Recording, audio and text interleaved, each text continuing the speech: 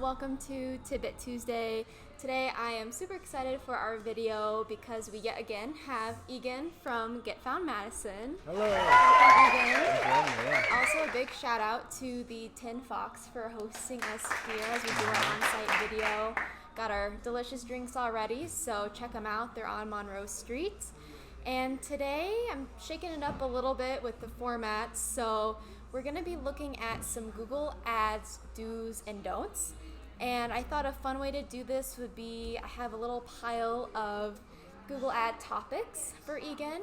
And so I'm going to go ahead and just pull up a topic, and then Egan is going to let us know if it's on his do or his don't list. So we have some very high production quality do and don't flags for us to use. So my first topic is AdWords Express. What do you think about that one, Egan? I would give AdWords Express a don't. A scary face. And why is that? We'll talk more about what's possible inside Google Ads, but basically to get the full functionality, to get all the levers you want to pull, you have to use the full Google Ads. So when you first set up your Google Ads account, don't just take the default and say, okay, we'll do AdWords Express. Say, no, I don't want that. I want to get the full Google AdWords for all its power. Nice. So it sounds like that might be tempting, but don't give in. Next item, I have custom landing pages. It's definitely a yes. So a mistake a lot of people make is when they start running Google Ads, they just start running them for all their services, and then they take everybody to the homepage. And the homepage may talk about your company and all your different services or all your products. And really, they were searching for a specific product or service. You want to take them right to a page that's exactly about what they're looking for, because Google, whether it's organic SEO or whether it's paid search like Google Ads, they want to show people the most relevant results. So you definitely want to take people right to a landing page that exactly matches whatever they were searching for and whatever ad they clicked. What about keyword research? Is that something people really need to worry about? Keyword research is a party. Get the party started. So keyword research is the very first step we do with all our clients, whether that's for SEO or whether that's for Google Ads, because we want to know what's the existing demand. How many people a month are searching for restaurants on Monroe Street or whatever that phrase is, and then we start from there and build our ads around that. I would go so far as to suggest that even your website itself, you should structure it based on existing demand. Before there was Google, there was really no way to know this. How many people a month were grabbing the phone book and looking for our products or services? We don't know. There was no data. Now we can get the data right from Google Ads, and that's really valuable because we can say how much existing demand is there every month for what we do in whatever location we're serving. So keyword research, we always start there. Even when clients have already been running Google Ads in the past, it's always worth finding out how people are Googling for what you do. So we kind of already talked about this one, directing to the home page. Would there ever be an instance where that would be appropriate? Yeah, I think if the home page does, I'll say I'll do a half and half. We'll It do depends. a little bit each. Yeah. So if you really just have one product or service and your home page is your best landing page, it looks the best, it takes people right to the contact form, or a way to contact you, or a way to buy the product, then that's okay. But in general, if you're selling multiple products or services, you should really have a page for each of those, because again, if people are going to be Googling, and Google's going to show them specific pages, not just your home page. So in general, I would say don't send Google Ads to the home page unless that really is your main landing page. And then what about defining KPIs when it comes to Google Ads? In anything in business, you should have key performance indicators, but in marketing, that's especially so. So part of the power of digital marketing is you can measure what you do.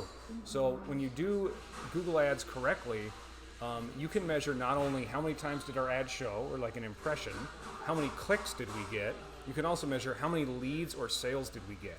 And you need to set up special code on your website so that you can actually track and say, okay, we paid $1,000 in Google Ads and we got this many leads, this many sales. And so that to me is the key KPI. It's actually not how much did we pay per click or even how much did we spend for the month. Obviously you want to track those, but what really matters is, are we getting profitable leads or sales? All right, so it definitely sounds like that's something people want to think about before they get too deep into even setting up their ads. That's right. We don't even run ads until conversion tracking is set up so we can measure the results. And then what about negative keywords? Negative keywords, that gets a big old party. Oh yeah. So the way you improve your Google ad campaign or your ad campaigns over time is you look through the search terms report to see how did people actually find your ad. So you might put in a search phrase like, say, restaurant Monroe Street, if we're at Tin Fox and we're running Google Ads, but someone might find you for dinner spot near me. And Google is smart enough to match on that, so if you have broad matching, they're going to say, okay, this seems pretty similar to a restaurant on Monroe Street, and this person is searching near Monroe Street, so we're going to show the ad. So you want to go through that list, and you're going to find things in there, particularly when you start, that are not very good search terms, that you would never have bid on or paid for if you had your druthers. So you want to go through that over time and improve those so that you never pay for those clicks again, and that's how you improve your campaigns and only spend your money where it matters. All right, so that sounds really important for optimizing where your money's going. Yeah, and that's a good point too in terms of you don't just set up Google Ads once and forget about it. You need to be optimizing them month after month. That actually leads into the very last topic we have. So is any data good data? That's a good question. What do you think? I would say no. Yeah, what are you thinking of when you ask that? Well, I know originally I was thinking more of, maybe someone just started running ads, they've only gotten, maybe 100 impressions, 50 clicks. Should they be making really big decisions based on that initial data? I see, yeah. So say they're only testing 100 clicks or 50 clicks like you said, and then, so let's say it's $2 a click, which you only pay per click in Google Ads, which is the beauty of it, right? And so you get 50 clicks and you pay $2 per click. That means you spend $100, right? Sometimes people want to stop the test right there. Now, here's the problem with that. So one is, what's your normal conversion rate? In order to know your conversion rate, you need to set up Google Analytics goals, which I think we've talked about before, you've talked about before, right? So what % of people who come to your site call you, email you, fill out your form, or buy something? If you don't know that number, you really need to find it out. It's not enough just to have the Google Analytics code running. You need to actually measure. You have to set up goals in there, and then you have to see what % of users or sessions turned into a lead or a sale, right?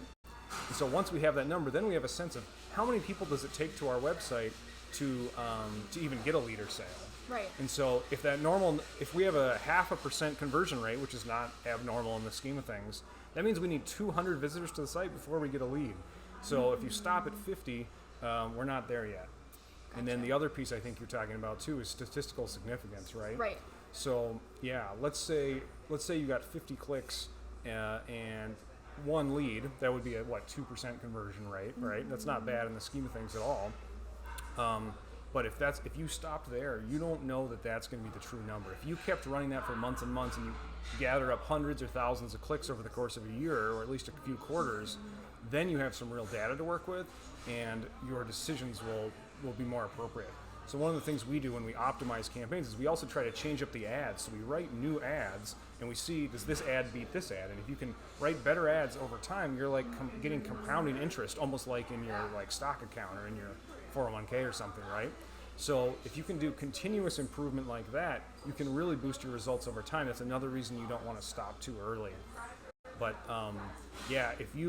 if you're working with very small numbers, let's say someone in more expensive industries like law, it's normal that people pay 20 or 30 bucks a click because it's expensive and people understand it's worth being on Google, so they're bidding up that cost. And so if they stop at 20 clicks and that costs them 400 bucks, 20 clicks is still not enough to make a decision. Gotcha. So it sounds like kind of wrapping up our view about Google Analytics, or Google Ads and Google Analytics, all the same thing, not really. So they're definitely all tied together, but looking at Google Ads specifically, kind of wrapping up some key takeaways for this, it definitely sounds like, there's a lot of preparation and kind of planning that goes into it, but then also, you're not going to see results right away in terms of statistically significant data. It's an ongoing effort in terms of experimenting. So what would be your key takeaways in terms of the main items people should be thinking about before they jump into Google Ads, and then maybe some encouragement or things to remember as they're going through this process and their ads are running? Yeah, good question. So I think in general, it's like set up measurement first. So get conversion tracking in place so we're actually going to be able to test and decide if this is a good channel for us or not. And then we want to research our keywords and make sure we're targeting the right phrases that people are searching. And we're writing ads specifically around that and taking people right to a landing page that's specifically about whatever they advertise, whatever that keyword was. And then we're going to be patient because it's going to take us some time to figure out what are the negative keywords we need to add, how do we improve our ads, and in some cases, how do we improve our landing pages. So it's not a we test for 1 month thing. It really is give it a quarter, give it a couple quarters, and you need to get a couple hundred, if not a couple thousand clicks to the site to really determine if this works for you.